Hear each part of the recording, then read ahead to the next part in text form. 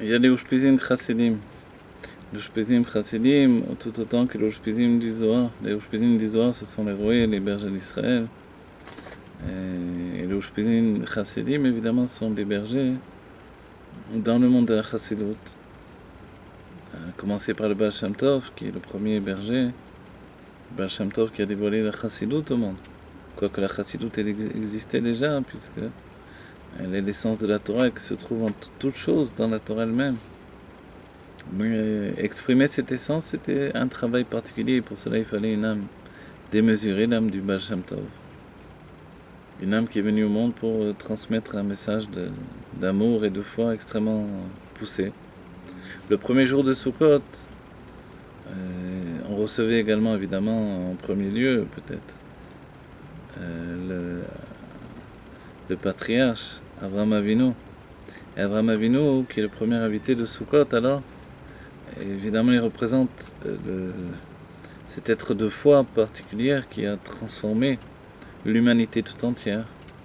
Puisque s'il y a une morale dans le monde, s'il y a une pensée dirigée vers Dieu chez les peuples, aussi bien que chez le peuple juif, alors évidemment ça vient de Avraham Avinu, qui est la base de tout. Qui est la base de tout, c'est-à-dire qui est à la base de ce retournement de situation. La foi comme un étendard, comme un drapeau, qui vient transformer notre vie pour qu'elle devienne une vie au service de Dieu. C'est Avraham Avinu. Évidemment, le lien est facile. Le Baal Shem Tov aussi est venu nous apporter la foi et la joie de vivre. Sur ce point de la joie, on dira sur Avraham Avinu, la Chassidut précisera que par rapport au degré d'immensité de Avraham Avinu, la Kedah, le fait de devoir offrir son fils en sacrifice, ce n'était pas un nisayon, une épreuve tellement grande pour lui. Où était l'épreuve? L'épreuve, c'était de le faire avec joie. Effectivement, il a accompli cette mitzvah, ce commandement de Dieu avec joie. Et le fait d'avoir accompli ce commandement de Dieu avec joie, ça c'est quelque chose d'effrayant pour nous. Pouvoir être joyeux au moment où on va devoir prendre son fils et l'offrir en sacrifice à Dieu, ça nous a pas l'air humain. Et comme ce n'est pas humain, c'est ce qui dépasse l'humanité. Ce qui dépasse l'humanité, c'est ce qui donne une qualité particulière. Cette qualité, c'est la qualité d'Avraham Avinu. Avraham Avinu qui s'est battu contre ces pratiques de donner ses enfants aux molaires, ses enfants à des idoles. Et Avraham s'est battu pour ça. Pour la spécificité de la vie. Spécificité de la vie. Ouais. Le fait de donner sa vie tout entière à Dieu. Notre vie, pourquoi faire? Pour servir Dieu. Avraham Avinu est venu dire que le monde n'avait de sens que lorsqu'il s'est attaché à la rencontre avec Dieu, avec d'une foi entière. Rencontrer Dieu, c'est rechercher Dieu auparavant. Ce qu'on appelle la tchouva dans le judaïsme. Rechercher Dieu, c'est se rechercher soi-même. C'est découvrir en soi la part de Dieu qui se trouve en chacun de nous. Le Baal Shem Tov est venu enseigner de son côté que tous les êtres vivants possédaient une part de Dieu en eux. L'Admor HaZaken a précisé sur le peuple juif qu'il possède une chelek elokam imal mamash, une part de Dieu telle qu'elle est là-haut, et pourtant mamash dans la réalité, le tzemach est précis, dans la mamashut, dans la réalité du corps. Donc un chelek elokam imal, une part de divin, de Dieu, mima'al, tel qu'il est là-haut, pourtant dans la réalité de notre corps et de notre vie. Donc, entre Avraham Avinu et le Baal Shem Tov, c'est un même principe de Alicha Banefesh, de progression constante. Un homme qui se donne tout entier à sa mission, pour les farsem, pour publiciter finalement le divin dans le monde et dévoiler que Enon Milevado, qu'il n'y a pas le monde et Dieu. Parce que ce n'est pas simplement l'idée que Dieu a créé le monde, c'est que le monde lui-même est Dieu, et que dans le monde finalement, c'est sûr qu'il y a Dieu, mais que le monde est en Dieu, que Enon Milevado, il n'y a rien d'autre que Dieu. Donc l'unicité du divin, la foi de Avraham Avinu est devenue également le drapeau du Baal Shem Tov. Le travail du Baal Shem Tov, c'est de donner à comprendre, à ressentir que Enon Milivado, il n'y a rien d'autre que Dieu dans le service de Dieu. Et pour ça, c'était une révolution dans le judaïsme, au sein même du judaïsme. C'est comme si le Baal Shem Tov était Avraham Avinu du judaïsme, alors que Avraham Avinu, lui, est le fondateur du judaïsme. Il est au moins la base des piliers du judaïsme. Est-ce qu'il est considéré comme le premier juif, le premier converti? Évidemment, c'était une situation. Mais il achète son âme par un travail personnel, et ça, c'est extraordinaire. Par une boninoute, une réflexion, dans l'idée qu'Abraham, lui, est juste un être de foi et de sentiment. Évidemment, c'est une idée tout à fait, on va dire, rapide, que l'on peut installer dans notre imagination. On peut saisir en vitesse, mais en réalité, d'après la Chassidut, l'écouter le Torah, on voit bien qu'Abraham, il est appelé Avram au départ, et depuis le Zohar, on sait bien qu'il est appelé Sechel HaNe'elam, Mikol Rayon, le Torah.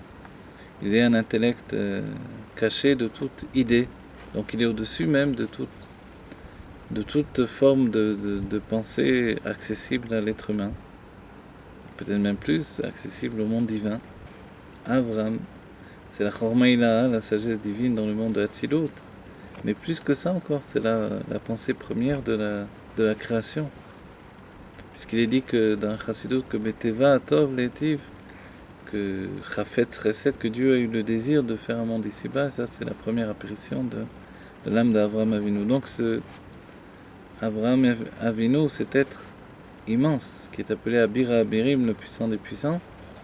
C'est quoi sa puissance? C'est de dévoiler au monde non seulement l'idée de la présence de Dieu en tant que créateur, mais de dévoiler que le monde est Dieu lui-même. Et le Baal Shem Tov va continuer finalement cette entreprise et va la diffuser au sein même du judaïsme. On peut dire, mais pourquoi on avait besoin de ce travail-là? Parce que, au bout du compte, le judaïsme était en train de s'épuiser, de s'assécher. Le monde ashkénaze, lituanien, était en train d'étouffer le judaïsme. Et le Baal Shem Tov est venu ouvrir la fenêtre, libérer, donner du cœur à ceux qui n'étaient que de l'esprit. Et finalement, on rencontre entre le cœur et l'esprit, ça nous donne quelque chose d'autre. Quelque chose qui fait un être complet. Attendez un instant. Voilà. Des bestioles qui font un peu peur là. Et c'est la souka. Voilà. Et cette rencontre, quand on accueille dans la souka le premier soir, on accueille Abraham et le Baal Shem Tov, on doit se construire dans cette idée que la souka se remplit de tous les ushpizines, de tous ces invités qui viennent de très loin, qui viennent de mondes divins, qui viennent d'endroits qui sont les endroits du Gan Eden, qui viennent d'un autre lieu de vie. C'est vrai quand on y pense maintenant. C'est quoi ces endroits? C'est le Gan Eden uniquement? On peut dire que ce sont des autres endroits de conscience. Et même l'idée du Gan Eden, d'accéder au Gan Eden, c'est accéder à d'autres mondes de conscience. La conscience d'une existence. Une existence autre. Une existence avec Dieu. C'est ça finalement le fait de quitter son corps. Soit pour dormir, soit pour changer de vie absolument. Avraham Avinu et le Baal Shem Tov se rencontrent dans la première soirée de Sukkot. Et pour toute la journée de Sukkot, la première journée de Sukkot. Et ils nous renforcent dans notre émouna, dans notre foi. Et ils font de nous des croyants, fils de croyants. Et avec le Baal Shem Tov, ils nous apportent la joie de servir Dieu, qui n'était pas donc étrangère à Avraham Avinu, puisque c'est avec joie qu'il a préparé son âme de bon matin et qu'il a fait tout le travail lui-même et puis qu'il a fait cette mitzvah, cette ordonnance de Dieu, même si elle venait contredire les ordonnances précédentes. Cette ordonnance-là, il a voulu l'accomplir de tout son être. Donner son fils à Dieu en holocauste, en sacrifice, ça avait l'air faux. Donc cette force de Messirut Nefesh, de foi intègre, pour servir Dieu, évidemment, on le retrouve totalement dans le travail du Baal Shem Tov, vivifier le judaïsme dans le service de Dieu, c'est ce que l'on doit vivre, ce que l'on attend de chacun d'entre nous. Et la Chassidout nous donne un grand nishmak, un grand plaisir à vivre ce renouveau dans le service de Dieu. Voilà, on va terminer là cette première partie. Que vite on vive la Géoula Amitית Vashlema, que cette Géoula nous porte vers l'aspect profond qui est en nous. Et finalement, on n'a pas besoin même de donner un programme pour la Géoula. On sait que dans la Géoula, il y aura tout ce qu'il y a de plus merveilleux, tout ce qui fait de nous un homme sacré au titre même de l'âme divine. Ça va être vécu au quotidien. Donc la Géoula, c'est vivre au quotidien la présence divine, la présence de Dieu. Et de Avraham Avinu au Baal Shem Tov, ce sont deux êtres qui se sont battus, qui ont transpercé toute l'obscurité du monde pour entraîner le monde vers la lumière de la présence de Dieu. Donc vivons à partir de là avec la présence de Dieu au quotidien.